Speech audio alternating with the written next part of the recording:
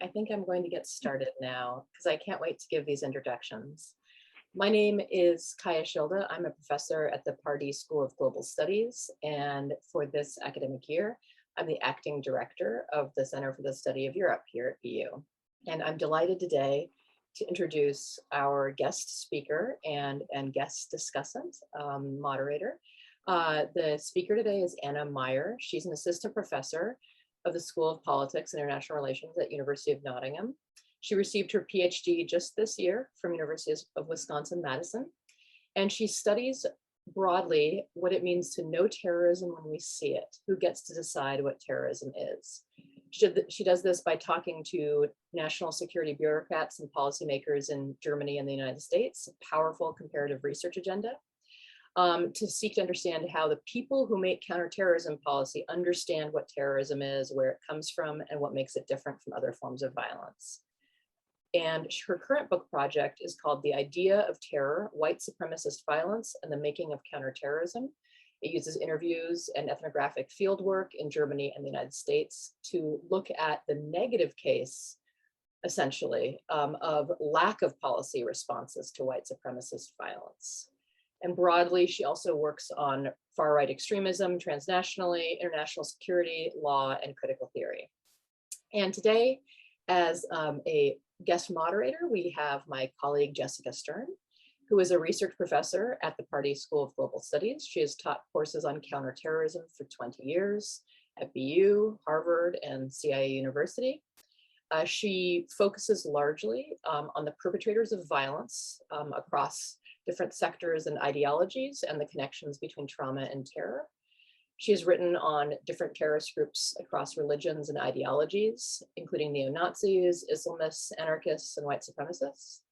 She's also currently working on and writing about counter-radicalization programs for both neo-Nazi and Islamist terrorists.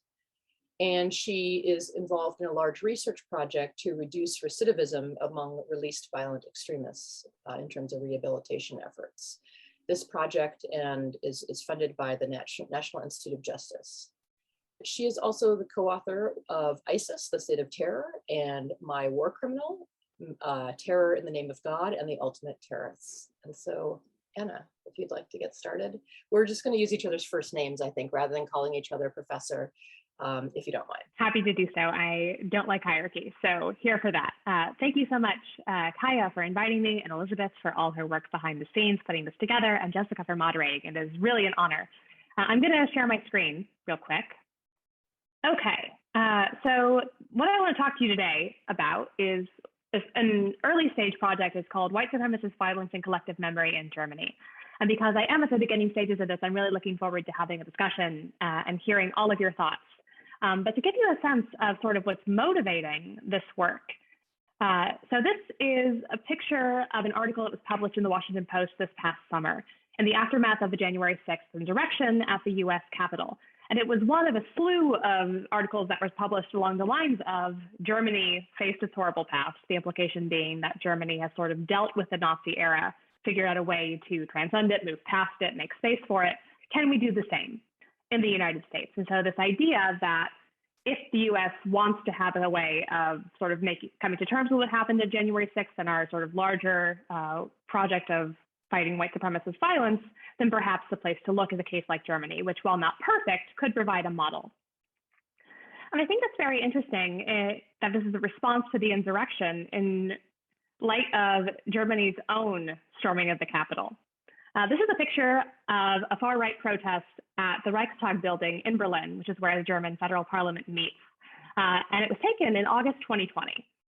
So not that long before our own insurrection. And what happened shortly after this picture was taken was that this group of far-right protesters tried to effectively storm the Capitol and were stopped by police, thankfully. But this is an interesting comparison point when thinking about how tenuous and selective remembrance can be. This picture doesn't sit neatly within a narrative of Germany as having overcome its Nazi past, as being a model that the US can follow. And indeed, some would argue that the culture of remembrance in Germany, or the Erinnerungskultur in German, is not as strong as often thought, perhaps should not be a model for other countries to follow. Commenting on the surge in far-right extremism in Germany in 2019, Foreign Minister Heiko Maas said, our culture of remembrance is crumbling. So this raises several questions. What is the relationship between current violence and the stories that we tell about past violence? What does it mean to quote unquote remember violence? And why do we use the language of remembrance so often versus other choices, for example, reckoning? And specifically in the light of my own work thinking about white supremacist violence, how do our answers to these questions change when we're talking about violence linked to sites of hegemony, for example, white supremacy, versus violence that challenges hegemony? So as I mentioned, this is an early stage project. My investigation of these questions is just starting. So I'm going to touch on all of them a little bit today. But what I'm going to ultimately argue, and this is based on my field work in Berlin, which I'll talk about more, and also my reading of the historical archives, is that suggesting that Germany has healed from its Nazi past or learned something flattens history, confuses acknowledging the past with transforming the present, and erases persistent structural racism in Germany, which manifests in part in the surge in white supremacist terrorism that we're witnessing today. And so the US and other countries can, I think, learn more by focusing on what has not changed in Germany versus what has. So today I want to first sort of walk us through the current landscape of what white supremacist violence and far-right extremism in Germany looks like today for those who might not be paying attention to such things. Fair enough, but let's get on the same page. Then I want to turn to sort of complicate our narrative of what Holocaust remembrance looks like in Germany. Much of this part will probably be familiar to any historians of Germany in the room, but it tends to get papered over or simplified in political science accounts, which then has consequences if we want to understand what policy approaches to addressing white supremacy have and haven't worked. This very long German word on the screen, Vergangenheitsaufarbeitung, which means loosely working through the past, sort of how Germans describe their experience, but that becomes very messy. And so I'll show you some insights into historically how that narrative becomes complicated. And then I'm going to share some initial insights from fieldwork that I did in Berlin pre-pandemic, and then some virtual interviews that I conducted during the pandemic on how policymakers, civil society actors, and ordinary Germans view German memory culture, sort of this remembrance of the Nazi era, with really striking implications for how we understand and can learn from the German experience in the US and elsewhere. Okay, so first, what does the current landscape of white supremacist violence in Germany look like? This is a graph of data from the Federal Office for the Protection of the Constitution, which is sort of vaguely like the FBI. But one of the things that this ministry does is it collects data every year on politically motivated crime, broadly defined, and then puts that out in a public report for everybody to see, which is really useful. So what you're looking at here are right-wing extremist crimes. So this could be everything from painting a swastika on a synagogue all the way up to murder, bombings, and really awful violent stuff. So if we're looking at the total number of right-wing extremist crimes in Germany between 2007 and 2016 on this chart, you see that those numbers are really high, between 16,000 and 22,000 incidents a year, and we're climbing coming into 2015, 2016. That's a lot for a country that we sort of hold up as a model of having reckoned with its white supremacist past, sort of moved past that. Within this category, the number of violent right-wing extremist crimes, so these would be crimes that cause harm against persons, much lower, but still pretty high, I mean, over 1,000 per year in a number of years. And this is in a country roughly the size of Montana. So this is pretty significant. And then you have this category of xenophobic and violent right-wing extremist crimes. So crimes specifically directed against individuals with what's called a migrant background, Migrationshintergrund, which technically means anybody who's immigrated to Germany, but in practice tends to mean Turkish immigrants, Middle Eastern refugees, that sort of thing. So pretty high numbers here. But this graph stops in 2016. Have things perhaps gotten better? No. So some more updated statistics, and excuse my very poor graphic design skills here. 33,300 people that the Federal Office for the Protection of the Constitution identified in 2020 as being far-right extremists. So these are people that the state would want to monitor because they're afraid that they're going to become violent. And that's up 4% from 2019. 24,000 far-right crimes cataloged in 2020, which is a 6% increase from 2019. So that graph I just showed you, if we were to continue it, it would just keep going up. In the military specifically, 477 far-right incidents. So these would be incidents of soldiers, veterans, spewing far-right propaganda, indicating some desire to perpetrate a far-right attack. And that's up 31% from 2019. That's a lot. We'll come back to that. And then another disturbing increase, a 16% increase in anti-Semitic attacks. So again, this is all taking place in a country that we sort of hold up as the international model of, here is how you deal with white supremacist violence, here's sort of how you reckon with this, and Germany's done a pretty good job, all things considered. Now we'll look at the policy angle of this, but from number of attacks and sort of level of right-wing activity alone, that sort of complicates the narrative, I think. So let's turn to that historical experience of Holocaust remembrance. And one thing I do want to stress is there are things here that are quote unquote better, or at least different from the US experience, even though there are a lot of parallels. And so this is a picture of the memorial to the murdered Jews of Europe in Berlin, sort of Germany's main Holocaust memorial. And so the stones that you see in the front part of the photograph are part of that memorial. And the building that you see in the background is the Reichstag, the building where the German parliament meets. So this is a stone's throw away from this memorial. And this has always been very striking to me as an American. The equivalent would be if you were to build a 4.5 acre memorial to slavery on the National Mall and put it out in the open, not inside the building where you can't avoid it. That's pretty unthinkable in the US context. So there are differences here, and I do want to underscore those. So I do want to also mention at the same time that we do have smaller monuments across the country that we forget about, the Whitney Plantation Museum in Louisiana, the National Memorial for Peace and Justice, but even so, remembrance in this country doesn't look like this national memorial when we're thinking about parts of our past that are closer to white supremacy. But the German narrative is not so neat and tidy. Let me go back to 1949, when Konrad Adenauer first took office as the first chancellor, democratically elected chancellor of West Germany. For Adenauer, the only way forward for democracy in Germany, in his view, was to avoid critical discussion of the Nazi era. Implicating German institutions and enabling Nazism, he thought, would risk this larger project of democratization. And so, just a couple of years after the Nuremberg trials, where a lot of people were found guilty for participating in the Holocaust in various ways, Adenauer granted widespread amnesty to former members of the Nazi Party, and he released most of those who were in prison for war crimes.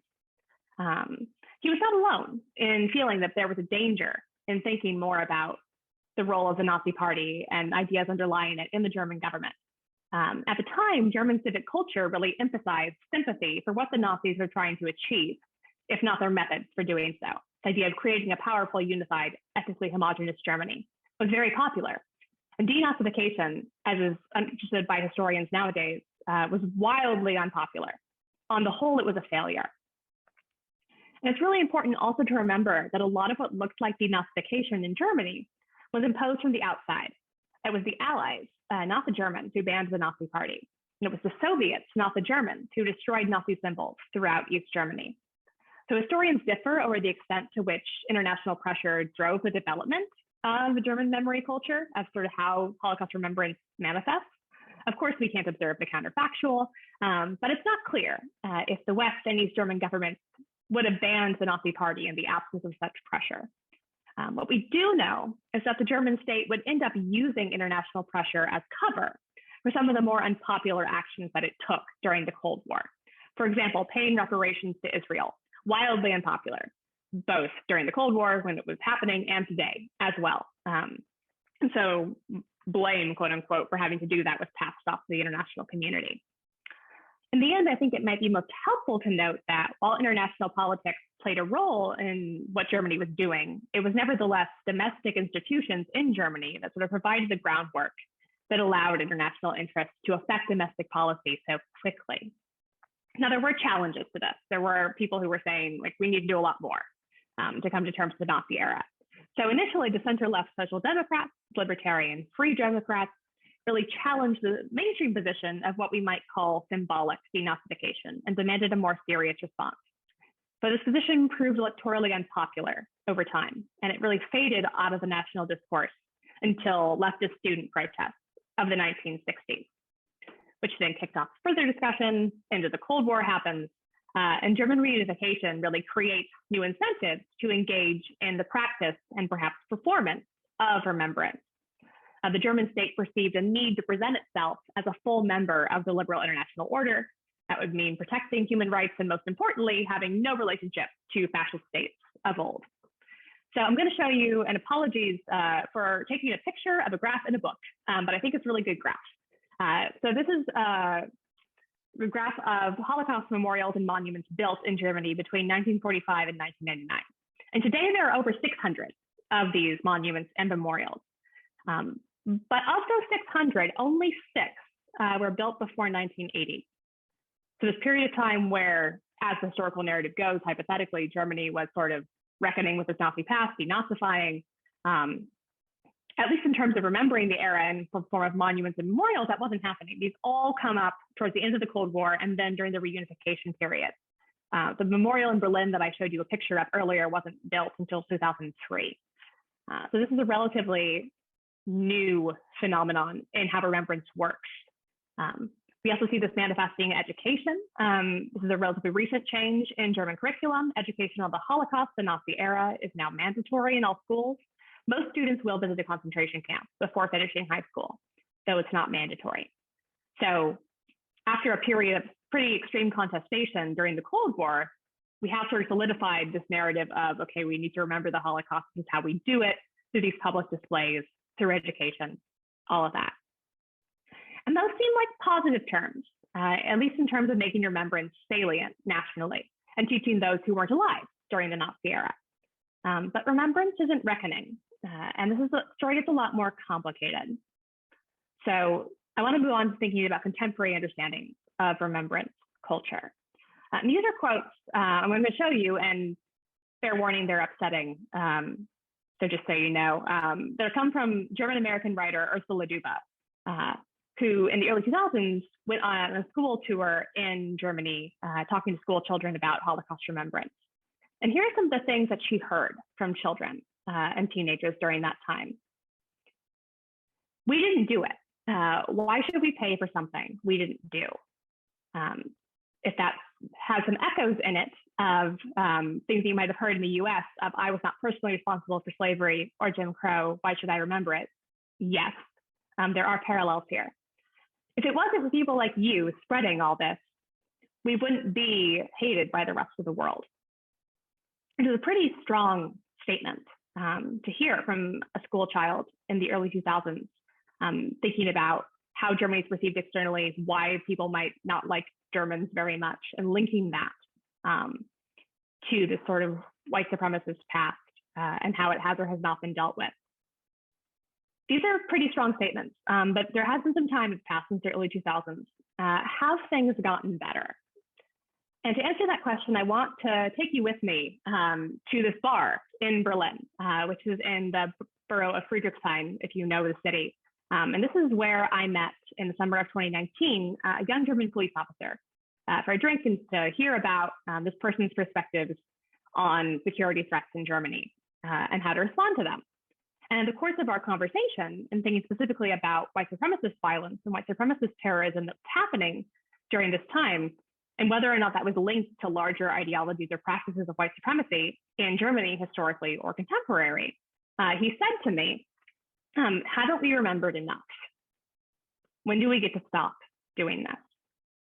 I'm just going to let that sit for a minute, because it certainly sat with me when I heard it, especially voiced by somebody in the security institutions. And this person was not denying that the Holocaust happened, was not denying that it was a horrible, horrible event, but wondered whether there had been enough penance for it, and sort of viewing this within a guilt punishment framework rather than part of a larger practice of anti-racist education. I just want to share with you some other insights that have come from my work. So what I do largely, as Kaya alluded to, is speak with policymakers, staffers, bureaucrats in Germany and also in the US about the threat of white supremacist violence and sort of how they conceptualize that, what they think needs to be done about it. So I'm going to show you a series of quotes from those interviews.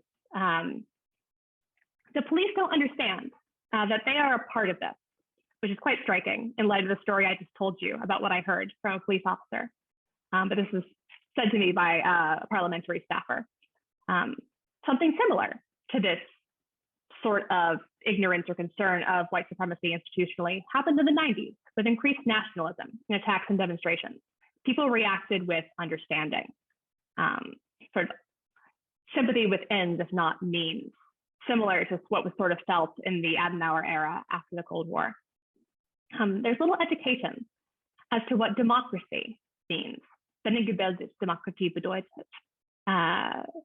in German, which I think is a very powerful phrase of sort of linking how we understand remembrance of white supremacy and the Nazi era to larger projects of how we situate that and why we're teaching people these things.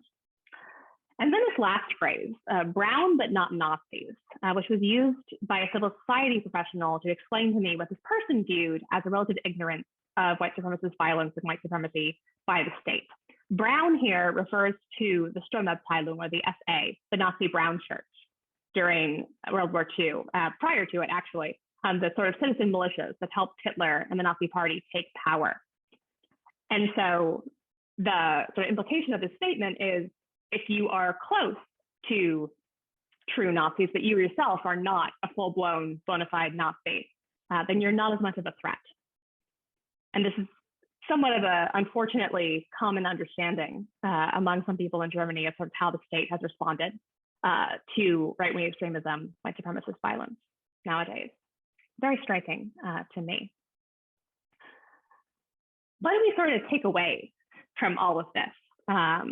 My initial impressions, and I would love to hear what others think as well, on sort of how we make sense of this, but in trying to sort of put a theoretical framework on this, remembering the past is not the same as reckoning with it. Coming to terms with what happened, or simply telling a particular story about what one's ancestors did or what happened beforehand, isn't the same as sort of acknowledging how some of those factors might still be present in contemporary times. Education seems to be a really important theme here. Formal and informal plays an enormous role in individual level comfort with remembrance. Not only what we teach, but how we contextualize why we're teaching people these things seems to be important in how we think about things like white supremacy. What we choose to remember matters. The Nazi era is often painted as one-off, particularly violent, particularly abhorrent aberration, as opposed to thinking about some of the institutional linkages and institutional frameworks that continue to exist in Germany that were never really gotten rid of after the Nazi period, and that somewhat persists to this day. So I want to return to the really long German word, Vergangenheitsaufarbeitung, working through the past as an end goal, versus thinking about how we transform present institutions by analyzing historically what has happened. So as I mentioned, this is an early stage project. So some things I definitely want to keep thinking about, and I would love your thoughts on these as well. One is West versus East German experiences of remembrance culture and Erinnerungskultur. I would be rightly criticized here for perpetrating what Dirk Moses has called the German catechism, this idea of a singular response to the Nazi era and a singular experience of remembrance. But this looks quite different, whether you're talking about how people in the West remember the Nazi era, how they sort of experienced denazification versus people in the East. Under the Soviet rule, Soviets had very different interests, obviously, than the West German government. And those sort of patterns break down, and you continue to this day. I mean, if you look at exit polls from state level elections in Germany, you will see overwhelmingly more support among East Germans for far-right parties than in the West. It is a stark break. And I think that is worth thinking more about. Also, remembrance is experienced by racialized populations. It's going to look very different, and Jewish populations as well, than that experienced by white people. Race, as such, is still somewhat of a taboo topic in Germany, and Germans like to pretend that race and racism are not relevant in their societies. I think that can be linked in some productive ways to how we have remembered the white supremacist era in German past, but things to think about, and sort of the stories that we're telling about how remembrance occurs. And then also the role of the security services, I think, is really important. If you follow news out of Germany, you will inevitably have heard of one of many, many cases now of far-right extremism in the German military, in German police forces. This is a picture of the Special Commando Unit, the KSK, within the German military, so their version of the Special Forces. An entire unit of the KSK was disbanded last summer by order of the federal government because there was such prolific far-right extremist ideas coming out of that unit. Soldiers have been arrested for planning false flag attacks that would appear to be Syrian refugees attacking people, like actual soldiers who have decided to pose as Syrian refugees. That's concerning. A number of instances of police officers, police units that have highly racist WhatsApp groups that are stockpiling ammunition that have joined white supremacist militias, police officers who have heard really horrible racist comments in their training. Like within the broader institutional constellation here and what institutions we focused on is sites of either change or continuity from the Nazi era. I think security services are a really underexplored but critical area to think about here. So I welcome thoughts and questions about all of that. I have rambled on long enough, so I will stop there. Throw my contact details up on the screen for anybody who wants to get in touch. But otherwise, I will turn it over to Jessica and also questions from the audience. I would love to have a bit of a discussion about all of this. Thank you so much, Anna. It's so great to have you visiting us, even by Zoom at BU. We're really excited to have you here. I happen to have spent the last few days reading Susan Niemann's book about what we can learn from the Germans. I didn't do it in preparation for your presentation, though I must say I'm really glad I read it because in essence, you're taking her on. And not 100%, but you really are. So to make sure everybody knows what I'm talking about, Susan Niemann is a philosopher. She wrote the book Evil in Modern Thought, which I think I got the title right. She's an expert on Kant, Hannah Arendt, and she's a philosopher who actually looks at the world, at what's going on in the contemporary world, which and policy issues, which I think is really fascinating. And she is comparing what has happened in Germany with what has happened in the United States. And in fact, talking about exactly the same monument that Anna spoke about and pointing out how it's almost unimaginable that we would have such a large open monument reckoning with slavery in the United States. I love the way you use the word reckoning. I'm not delighted with her translation of that very long German word, working off the past, which I don't know, it doesn't make it's not as elegant as your way of talking about it. She does say that it took quite a while for Germans to stop thinking of themselves as victims of World War II and recognize themselves as perpetrators. So it isn't surprised that there were only 6 monuments built until 1980. She says it takes a long time. It's very hard to do that reckoning, and for that reason, I think it still has hope that the United States might be able to do a similar kind of reckoning from the Civil Rights Act. That would be the date from which she hopes that reckoning would start. I'm wondering if you could be a little bit more explicit about your argument with Susan Niemann. Are you actually going to take her on in your paper? Will you take her on elsewhere? I mean, she's a pretty formidable philosopher. I'm impressed that you would even consider doing that. Then I also have one other comment, something I'm very curious about. As I'm sure you know, there are theories that about 30%, it's not just theory, it's measurement, about 30% of populations around the globe are authoritarian in the sense that they cannot bear too much diversity, and that includes moral diversity, gender diversity, racial diversity. And when a country becomes more multi-ethnic or becomes multi-ethnic past a point that authoritarians cannot bear that diversity, they become overtly racist. You mentioned the problem in the police. One thing I'm really curious about, we're also seeing this in the United States. We're seeing growing racism, even recruitment to white supremacist groups in the military and the police. I think it would be fascinating to try to actually do an experiment, actually measure the level of authoritarianism in these two groups. I mean, it makes sense to me that authoritarians would be overrepresented in police and the military, just based on our common language understanding of those terms. So I'll let you respond, and I will then look forward to your questions in the Q&A, the audience. Yeah, okay, well, thanks, Jessica.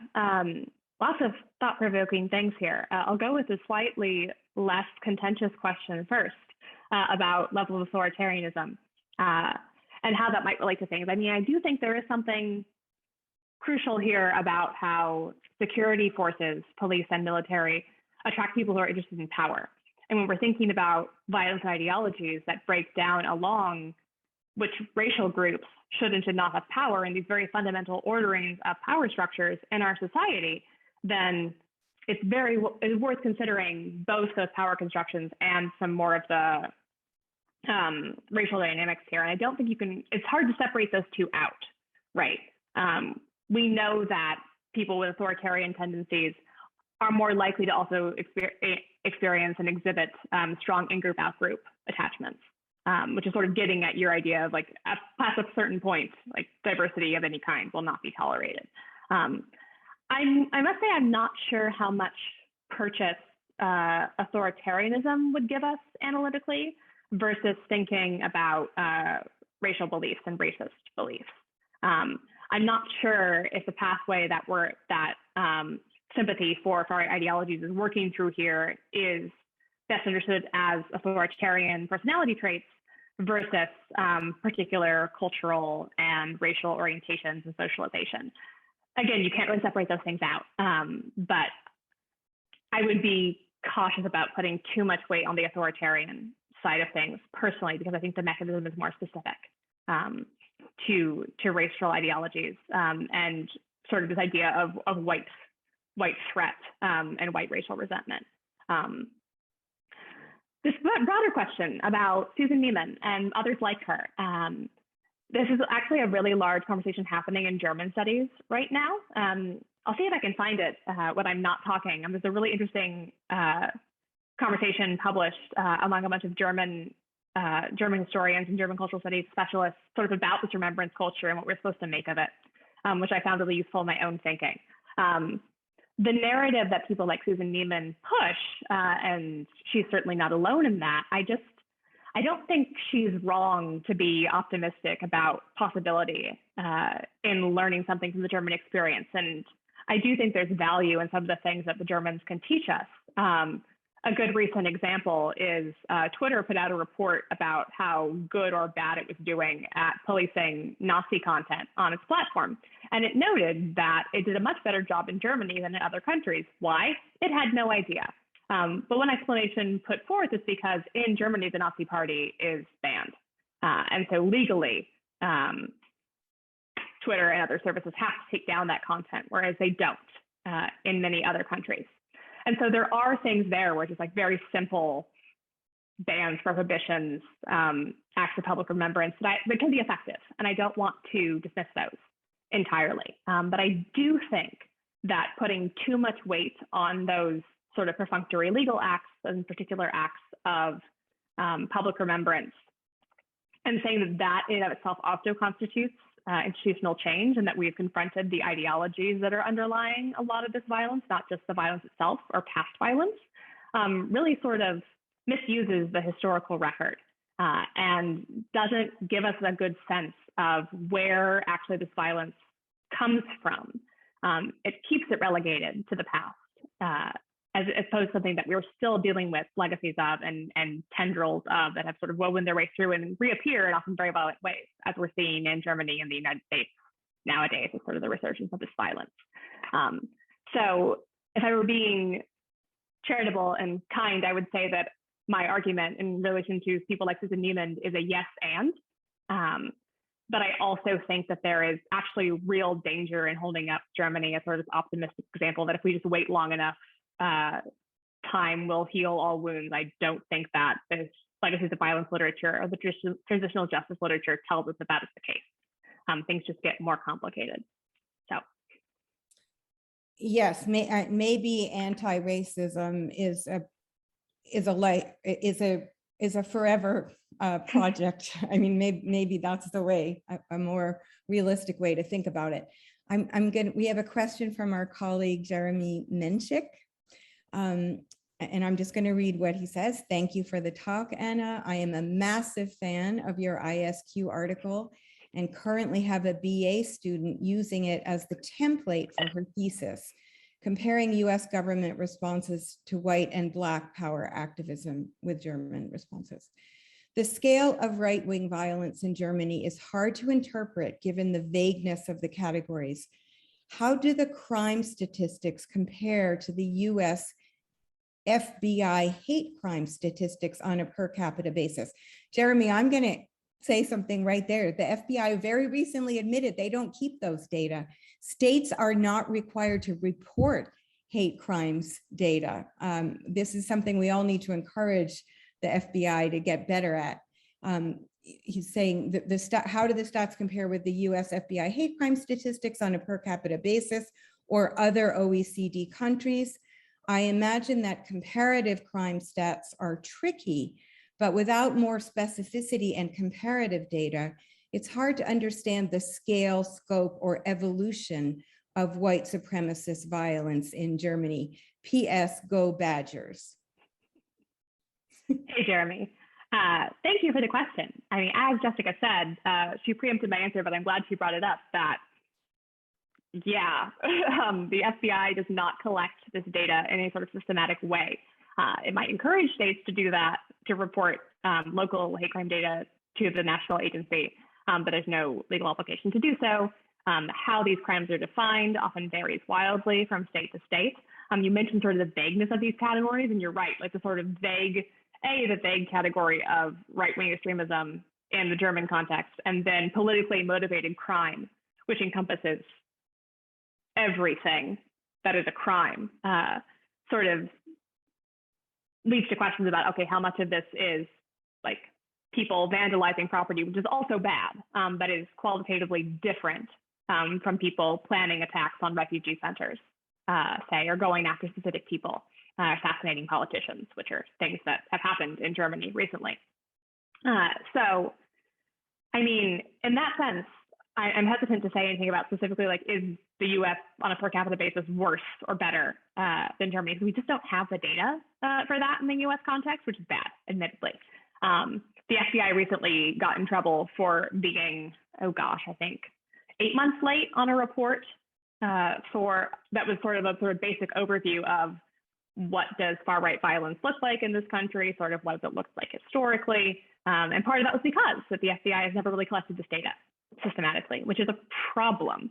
So I would go back to the first order question underlying yours, not so much what did the data look like, but what do we need to do to actually collect these data? And so I think Jessica's suggestion of really finding ways to incentivize and encourage states to do a better job of collecting and reporting this data is really, really critical to get just a sense of what is going on. I want to say here that I think the real problem is, frankly, our First Amendment in Europe. I mean, it's not just Germany, it's in Europe, in Canada. It's not just that you can't promote violence, you cannot promote hatred. We don't have a law like that. And the government really is uncertain about what they are legally allowed to collect. So even though I was just dumping on the FBI a minute ago, I also think that we have this strength, but that's also a vulnerability in our system. And and it wasn't designed for the social media era. Incitement on social media is so different. Incitement of hatred, incitement of violence is so different with social media. Emma Rosenberg has a question. Thank you so much for the talk. I was wondering, could you speak a little about German identitarians and how they fit into the culture of remembrance and white supremacism? Sure. Okay. So the larger sort of identitarian movement in Europe, which also has parallels in the US, other identitarian groups here, sort of plays into a couple of strands. One, which is very prevalent in the European context, is the idea of being apologize for my language here, being overrun by Muslim migrants. And this idea that that is a threat to European cultures, that is going to degrade the quality of European societies. These are all very terrible ideas, obviously, and sort of linking that to these newer ideas that we're seeing come up about like the Great Replacement theory, that indeed migrants are coming in a very concerted effort to sort of come in and replace, quote unquote, white people within traditionally historically white societies. And so thinking about specifically identitarians in the German context, I mean, what's interesting about the German far right nowadays, I think, are the ways in which a number of these strands are coming together. We saw this a lot during the pandemic. Anti-vax protesters that really latched onto the German version of the sovereign citizen movement, which are called the Reichsbürger there, citizens of the Reich. But it's very similar to the US sovereign citizen movement, this idea that for various reasons, laws don't apply to these people, and they are the true representatives of the German state. So here you get anti-state sentiment coming in with the sort of anti-vax people who also don't want state interference, and they dovetail quite nicely with the far right conspiracy theorists and extremists who also don't like the state very much, and that dovetails well with the identitarians who would like all the migrants and refugees to go away, please. And all of these sort of anti-state policy groups can come together in this really awful constellation where they all strengthen each other. I think we really saw this during the pandemic. And so part of your question, Emma, right, was sort of how does this fit into the culture of remembrance and white supremacism? I mean, I think when we're talking about opposition to state policies that advocate for equal treatment of people with different identities in any ways, and the links to white supremacy are very clear. When you have an institutional context, and this is true in the US as well, where we have never really reckoned fully with the extent to which white supremacist ideas are embedded into our institutions, then any sort of ideology that deals with responding to or criticizing the state is going to engage with those white supremacist practices in one way or another, which I think doesn't jive super well with our traditional understanding of white supremacy as a sort of violent, exceptional state that the Nazis are very emblematic of, as opposed to something that's more structural and institutional. Thank you. I want to go back to Jeremy's question because I realized that there's a part of it that maybe you could answer. He asked not only how can we compare what's going on in Germany with what goes on in the United States, but also throughout the OECD. Do you have it? Can you shed any light on that? I mean, a little bit, to the extent that I live in the UK now and I've done some work on France. I mean, this is problematic because much as Jessica is correct that part of the problem in the US context is that we have First Amendment protections that really limit the extent to which we can collect data on people's possession of far-right propaganda or their ideas expressed, however abhorrent we may find those, it's not illegal to do so. A good parallel case is the country of France, where there are much stronger free speech laws, but there are also laws that you cannot collect data that in any way record race, which is a problem if you want to track racially motivated crimes, hate crimes, far-right extremism. So we also don't have a good sense in the French context of this. We don't have a good sense of the Dutch context. The Germans, I think, unfortunately, are one of the best cases that we have of this because they put out this public report every year where they track these data. There really is no good parallel. elsewhere in the OECD. The UK, certainly not. We don't track this stuff, even though we could. So lack of will there, as well as institutional constraints in the US context. That's fascinating. I had no idea there was that issue in France. Elizabeth has a question. One thing I'm curious about is what redemption would look like sociopolitically. I understand and appreciate the need for ongoing remembrance and even reckoning with every generation. But does this mean redemption in the secular sense of wiping out a debt, but also in the spiritual sense of restoration to full standing in community is also ongoing and never completed? Or can we just not speak of redemption absent reparations of a material, tangible sort? Very interesting. Yeah. Oh, I also, like, as a fan of alliteration, love the R words that are continuing through all of this, remembrance, reckoning, redemption. I might borrow that and credit Elizabeth for it. This is a great question, and one that I am going to have to think a lot more about, that I think is sort of critical here in sort of a doomsday sad narrative that I've presented. And then, okay, well, what do we do with this information? Can countries actually heal from this sort of thing? Both in the sense of wiping out a debt historically. How do you measure the cost of human life? And the German government has tried, in reparations that it has paid to Israel and payments to Jewish German families, which at this stage of time, for the average Jewish family that can make a case that it was impacted by the Holocaust, comes out to no more than a couple $100s a year, which is not very much. But then also this question of restoration to full standing internationally. I think that hopefully with time, sort of the predominant international narrative of the Germans being this potential threat to the liberal international order that comes out of World War I and World War II might fade. Fingers crossed that that happens, because I think that's a big impediment to the Germans feeling like that the international community is not trying to make them feel guilty, which then dovetails with their own understandings of their past. Now, the reparations question is really important, and I think one that is really contentious in Germany nowadays. I'll give you an example. Recently, Germans voted to publicly acknowledge the genocide committed colonially in Namibia against the Heroa and the Makwa peoples. So it's the German colonial genocide before the Holocaust.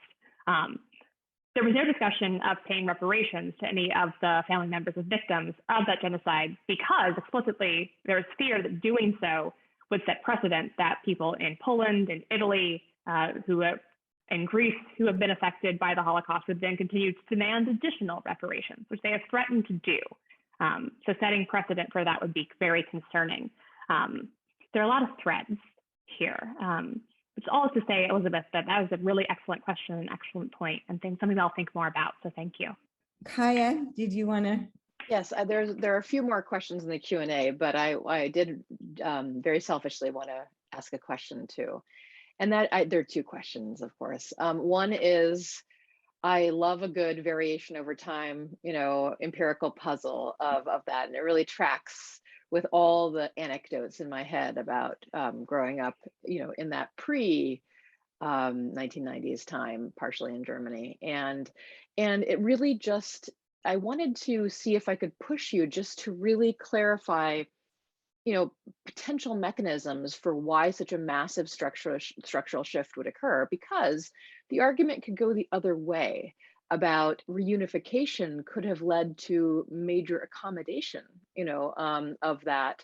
And so but I think that that's part of your argument too, is that perhaps some of the accommodation is of routing people into the security services who might not otherwise have been in the security services. So I'm just wondering what kind of almost, reconstruction level accommodation you might be seeing as mechanisms that could be driving that kind of societal, the boldness of the visibility of white supremacists in Germany that maybe was there but quieter in the previous era, and then also the remembrance acts.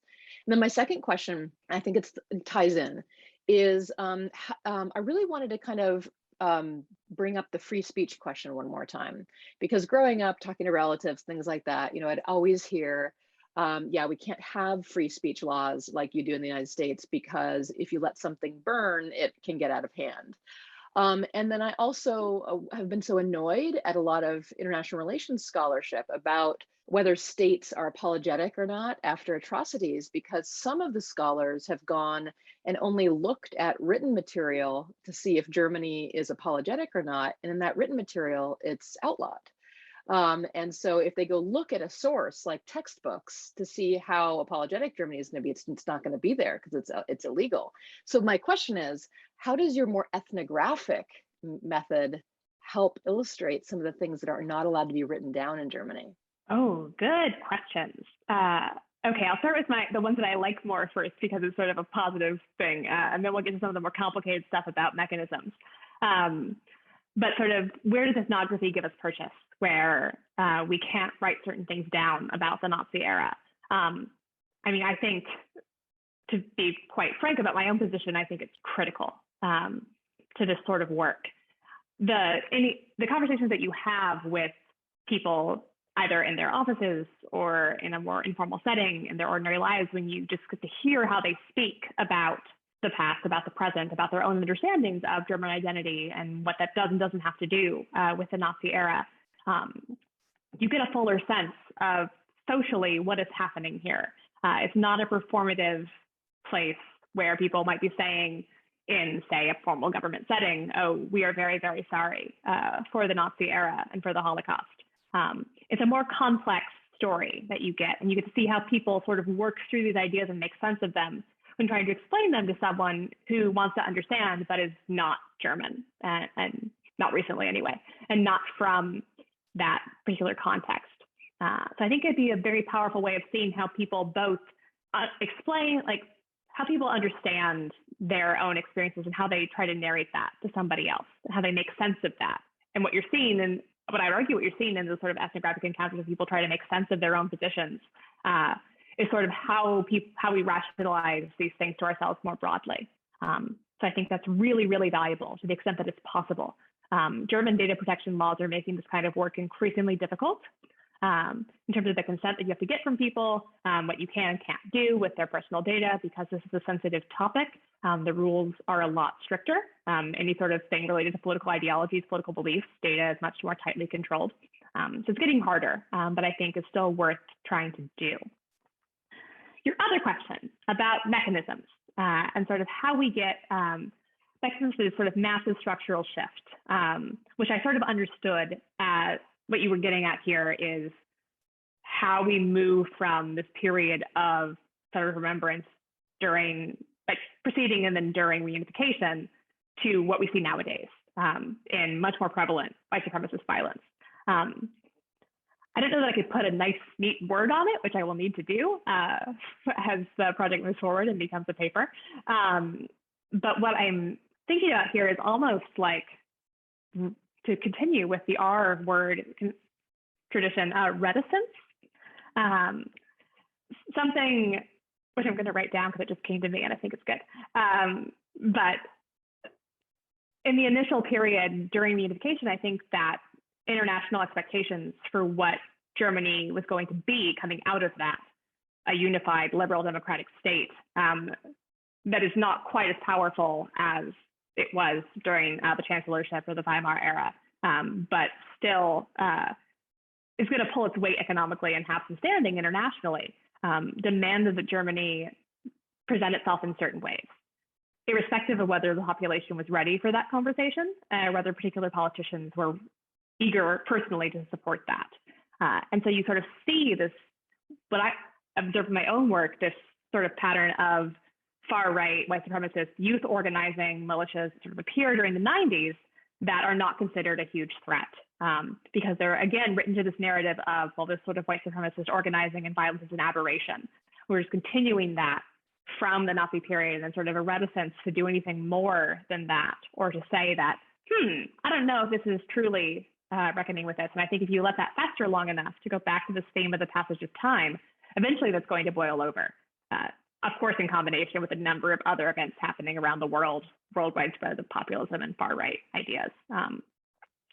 But I don't think it's separate from this larger thing of letting white supremacists organizing from this time fester and sort of be.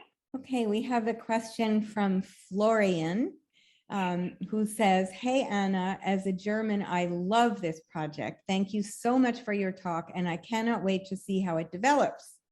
One of the things that puzzles me about differences in denazification in West and East Germany and currently voting patterns is that seemingly the Soviet Union was much more intense in denazification, which is what you said, while Western Germany did less to target individuals with the BND hiring Nazis and known war criminals. Yet AfD support is strongest in the former Eastern German states. How would you explain this?" It's a very good question. Yeah, this is a good question. So given that there was a stronger effort made in the Soviet East to really stamp out any legacies of the Nazi era, why do you sort of see sympathies for their ideologies in the form of the far-right Alternative for Germany, the AfD party, nowadays? I think here, the most useful way that I found to think about this is what reunification looked like from the Eastern perspective. And the ways in which a lot of people in the German government and the West German government specifically sort of leading this reunification sort of expected the East Germans to incorporate quite quietly and easily into the West German model and to sort of get rid of and eschew everything that they had been living under for several decades. And so some parts of that are good, like no longer being victims to a system of widespread state surveillance, but other parts are more complicated. Like job guarantees, like access to goods in a more guaranteed way, sort of some of the benefits of a more socialist communist system. And so you see this move among East Germans in this sense of really feeling like they're economically left behind during this period. And this is not something that has significantly improved. The East is still poor, still more deprived on pretty much every indicator of well-being than the West. That's a very easy narrative for the far right to pick up and say, you have not you have been forgotten, you've been left behind. Why is this? And the actual reasons are quite complicated, but it's very easy to slot in, well, it's because the migrants are taking away your jobs. It's because of this turn away from traditional family values. And so you see, this is what I think is, for me, has been helpful in understanding what the AfD is doing, is sort of co-opting this narrative that actually has very little to do with the growing numbers of migrants in Germany, and saying, well, this is why your economic status is the way that it is. Joe Whipple? Very interesting. I mean, just one comment to you, Jessica. We'd get the head of the BFE, in our offices, basically begging us to stop the transfer of neo-Nazi material out of the United States to Germany, because a lot of it was printed somewhere in the Middle West. And, we would come back with the old answer, sorry, First Amendment. We really can't do anything about this. This is the period is around the year 2000. So, I mean, it is a problem, that you brought up. I'm very interested in the fact that, we have not come to terms with, part of our history. I can honor, the bravery, the military genius of the Confederacy and so on. But they were fighting for a bad cause. I wouldn't expect that first generation to overcome that, really. It's too much, it's too much of an effort on their part. But as my son-in-law's great-great-grandfather's name was John Wilkes Booth Borden,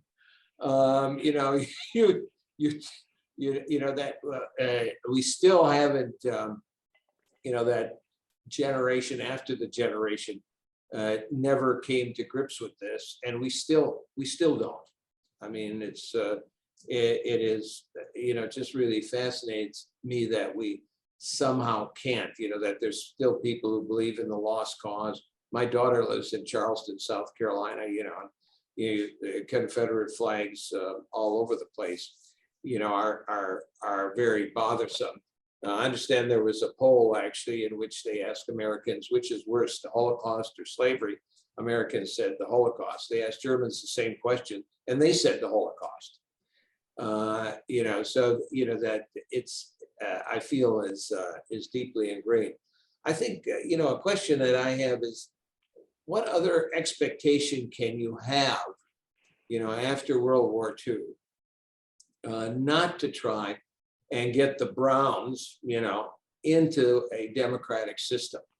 The most interesting case I find is Bruno Kreisky, of course, the longtime Chancellor of Austria, and the dominant figure in Austrian politics, who was almost very overt about getting the Browns, and more, not just the guys, who were your run-of-the-mill members, but actually people who had some influence and authority during that period of time.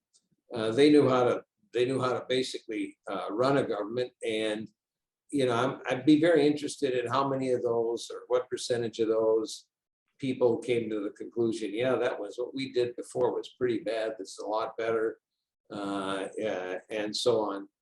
With, again, my expectation of coming to grips with what happened, was left to a later generation, especially the children. I always put that, student revolt of '68 in the context of, young people saying, my God, what did you do? And why did you do it? Often without really understanding why they did it. The crime was so great that they couldn't come to an understanding of it. Again, just on Elizabeth's question, which was terrific, Willy Brandt once said it would take 1,000 years, for this to really, be forgiven, or if it can be forgiven. But Germans would experience this guilt for 1,000 years to come, and I think there's some truth in that. Thank you, Joe. Yeah, there's a lot in there that's useful. I mean, I think you make a very fair point that in the immediate aftermath of World War II, the people in Germany who have any expertise in governing are all members of the Nazi Party. There are also just a lot of members of the Nazi Party, and forming a government without any of them, especially more lower ranking officials, proves to be extremely difficult, if not impossible. So what do we do in a situation like that, where it doesn't seem feasible to avoid incorporating anybody responsible for horrific war crimes or whatever specific tragedy that we're talking about? I don't have a good answer for that, but it is something that I think when we're considering how do we reckon with, heal from, move past this sort of historical crises, whether this is the Holocaust or something horrific like slavery. Holocaust also horrific, obviously. But whatever crisis that we're talking about, there are practical limitations to what can be done immediately in the aftermath. I think this sort of passing along the expectation of remembrance and reckoning to the next generation, to your children, becomes very complicated. One reading of the student revolt of '68 is frustration with the Nazi era. Another reading is instrumentalizing the need for further denazification in efforts to show the larger moral failings of the West German government, which for some student protesters had more to do with adhering to neoliberal capitalist democratic principles than anything directly related to the Nazi era per se, and it's proved a useful tool for some of those movements. Both narratives are probably true at different times at different places. But I don't think it's quite as neat as thinking the next generation will have a completely different viewpoint on things as perhaps more constructive. And certainly once we've gotten now several more generations down the line, with students who are far and away distant from this sort of thing and are confused as to why they should still feel guilt, like some of the quotes that I shared in the presentation, which is not a rosy view of the world, but I think Billy Brown might have had a point here. And that's this is, if we're thinking about time horizons, we're thinking really long time horizons to heal from these things. Elena has a question. Thank you for the presentation. I am an American Fulbright student currently living in Dresden, Germany. I wanted to pick up on the thread about victim narratives. Dresden definitely has a unique experience of this with the bombing of the city during the Second World War and then being put under the DDR government. And many Germans in the area focus on being victims of these things rather than acknowledging right-wing extremism or World War II crimes. Similarly, in many parts of the US where poverty is widely experienced, many white people don't believe or care that racism is still a problem because they are focused on their own struggles. It's a victimization Olympics. That's how I think of it. How do we begin to address reckoning with the past when many people in both of these contexts are unable to see beyond their own perceived victimhood? Oh, yeah, no, this is a good question. I think Jessica's language of the victimization Olympics is hitting the nail right on the head here. I mean, it's been about 10 years since I've been to Dresden, so my impressions of the city are not the same as they used to be. But that entire part of Germany in the east, whether you're thinking of Saxony-Anhalt and Thuringia, and those eastern states where you really see strong levels of support for the AFD, are places that were very heavily firebombed during the war, and then were somewhat decimated by the attempts at economic reintegration during reunification. And so there's some truth to the fact that people there were victims of outside aggression and the West German government's attempts at reunification that were not under their control. And at the same time, that does not necessarily mean that they are victims in every other area of their lives, right? And sort of getting at the US poverty example as well, like absolutely there are white people living in many parts of the US that have been victims of bad economic policies at a structural level. And also benefit from white privilege and how they have experienced those economic hardships. And so I think this is sort of a vague answer, but the extent to which nuance can be added to these conversations and noting that this is an either or, you're not either a victim or a perpetrator. That's not the right parallel, but you sort of get what I mean, that you're not either a victim or something else, that you can be a victim of certain instances, but not of others. And allowing space for these genuinely felt emotions of, I have been through hard times, the world has not been kind to me, while also encouraging people to see ways in which their lives have not been particularly victimized. That's really difficult to do. But I think it's the narrative that we need to tell, is that you're not either a victim or you're not. You might have areas of your life where things have been hard for you, but not all areas, right? That's an intersectional approach, and that's what I think is most valuable here. That's an interesting use of the term intersectional.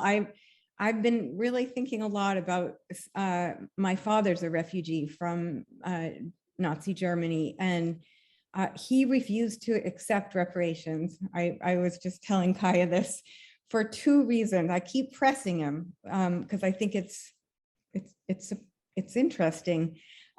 He said, number one, he doesn't want to take on the mantle of being a victim. He thinks that's unhealthy. So, I mean, I think there's something going on in the United States, especially, but I guess in Dresden too, that there's a desire to be a victim. We see a lot of people wanting to take on the mantle of being a victim.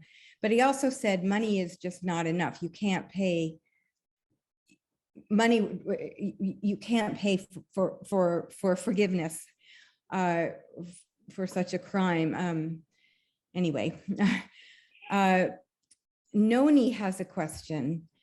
I appreciate Elizabeth's question and think of the outpouring of help for refugees that seemed to express a longing for redemption, which expressed itself resourcefully, another R word, resourcefully and creatively.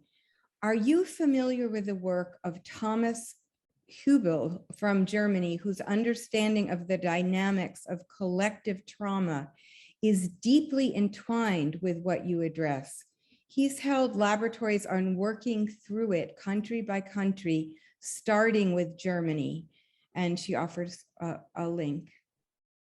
Thank you so much, Nani, for the link. I am embarrassed to say that I'm not familiar with Thomas Hübel's work, but I have written his name down and I will look him up. So thank you so much for that. Does anybody have any more questions? Or I do see Florian put another comment. Florian, I'm sorry, on Professor Whipple's point, and do you know Professor Whipple? Do you know that he's former station chief in Bonn? I don't know if you knew who was talking to you. Okay. I did not.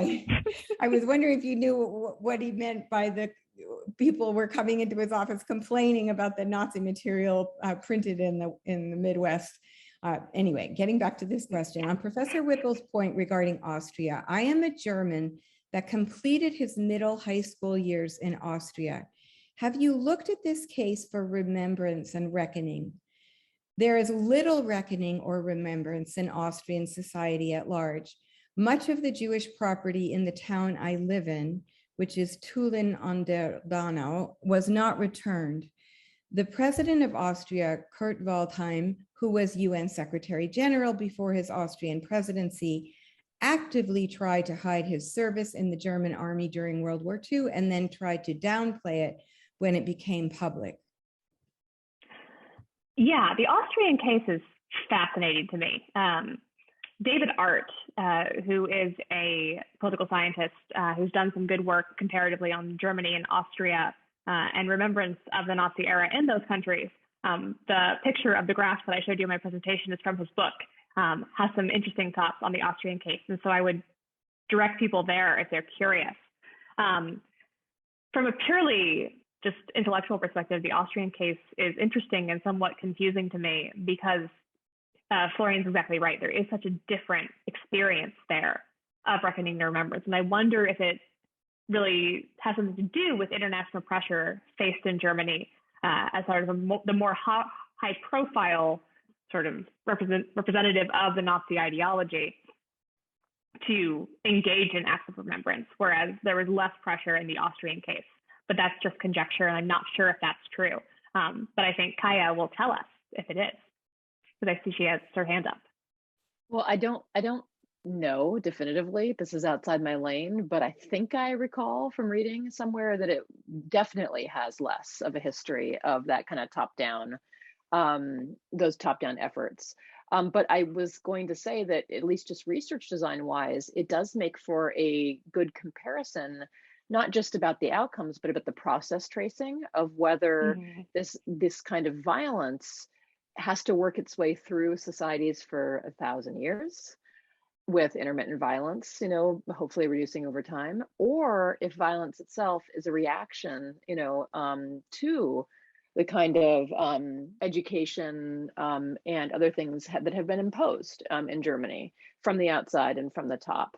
Because even if it's not just violence, I also think of a lot of this German history as being very pendulum-like, where you know, all that very progressive, you know, remembrance stuff in the 1990s then had a little bit of a backlash, you know, with not even just violent backlash, but discursive backlash, where Germans started to talk about themselves more as victims then, you know, a few years later, really, you know, in public debate, talking about the German refugees from the Soviet Union and that really getting risen up. And then also that big debate around the book, Hitler's Willing Executioners, you know, about whether Germans were themselves victims.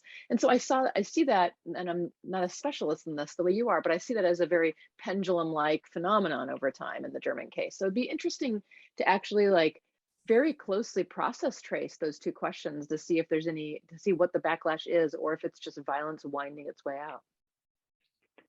Yeah, no, I like that a lot. Joe, go ahead.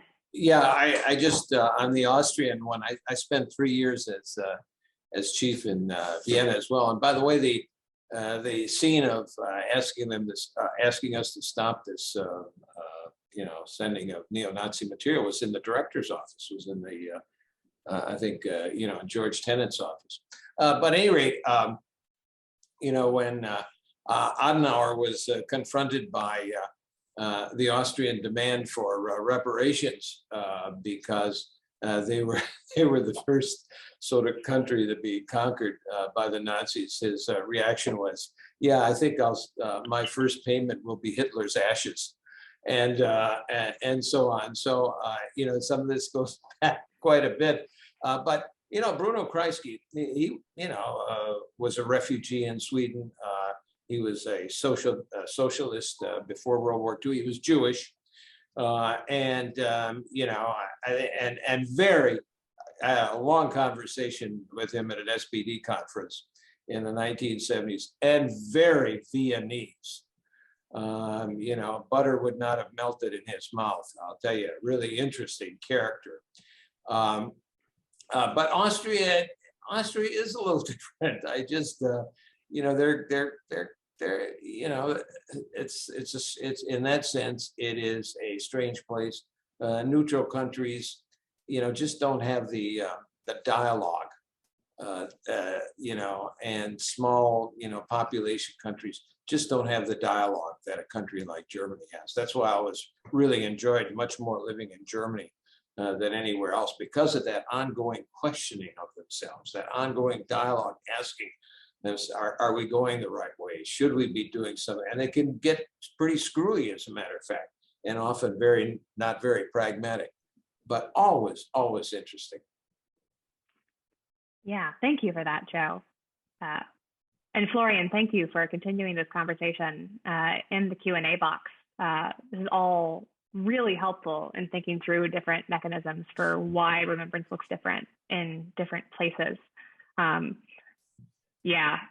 FPA and how it still uses this narrative of the EU condemnation is like, yes, the EU doesn't like what we're doing. We're doing something right. I know Florian has a couple more comments, but I wanted to ask you something. I'm very curious about how Susan Neiman's book has been perceived. Bettina Stongneth, who's another philosopher who wrote the book Eichmann After Jerusalem, and who is generally described as a genius, and including by Susan Neiman described as a genius, does not agree with Neiman. And so I'm curious what your impression is. You mentioned that Neiman is not the only one to make these arguments, but how are people reacting to her argument? I mean, I think the reaction is different depending on the audience, obviously. Within German studies, because I think we're, especially more critical German studies, I think we're so used to hearing this sort of narrative of we can learn something from the Germans, and even though Neumann's argument here is a bit more nuanced than just take the German model and transplant it, there's a tendency to sort of be dismissive of those things, as not being as attentive to the nuances of German history, how things have played out over time, the complications of using the German experience as a quote unquote model. If you're thinking about more a political science audience, I think there's a large appetite there for these kinds of arguments that people like Neiman have made. Partially because, and this is a personal soapbox that I'll only stand on momentarily, political science is generally bad engagement with history, at least the nuances of history, in a lot of cases, not universally, but in a lot of cases. But also just the sense of the discipline was really unprepared for the events of January 6th and for the Black Lives Matter uprisings of the previous summer, and for all of these confrontations with race and racism in the US. The mainstream discipline was not equipped to provide good answers to that. And so what do when we don't have an answer for something? We look for a template or a model to follow. And Niemann provides a very authoritative and well-researched one. And so those sorts of arguments carry a lot of weight.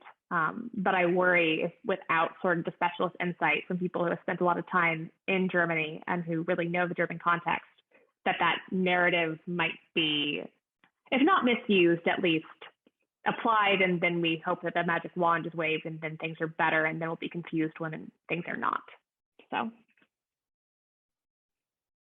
just, I want to make sure it's clear that Niemann herself has lived in Germany for 35 years. Yeah. You're talking about those who read her, who can't. Yes. Like me, I don't have the context, so that's why I need you to help me. Florian says, I think the interesting thing here regarding international pressure, it seemingly only came after Kurt Waldheim's presidency, while Austria itself was the first victim of Nazi Germany. And then he also says, I cannot remember who specifically referenced the Victim Olympics. I said that, but there was a large outcry in Austria when the Austrian government included the far-right FPO for the first time. And there was international pressure in the form of the EU condemning it in 2000.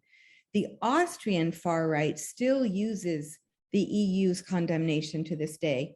I'm not sure there's a question, but maybe you have a response. Yeah, I mean, there's a number of threads here, and I'm thinking now about, again, the temporal component. And if the AFD had been a thing in 2000, or any of the sort of far-right parties that you see cropping up nowadays in Scandinavia and the Netherlands, in the UK, had been quite as powerful in an earlier time, would there have been similar EU condemnation or other international condemnation had they risen to power then, as opposed to now? So there's questions here about precedent setting and at what point it becomes too tiresome or seemingly pointless to condemn far-right parties when there are so many of them. But also just timing-wise, interesting that Austria was sort of early to the game here in having a far-right party.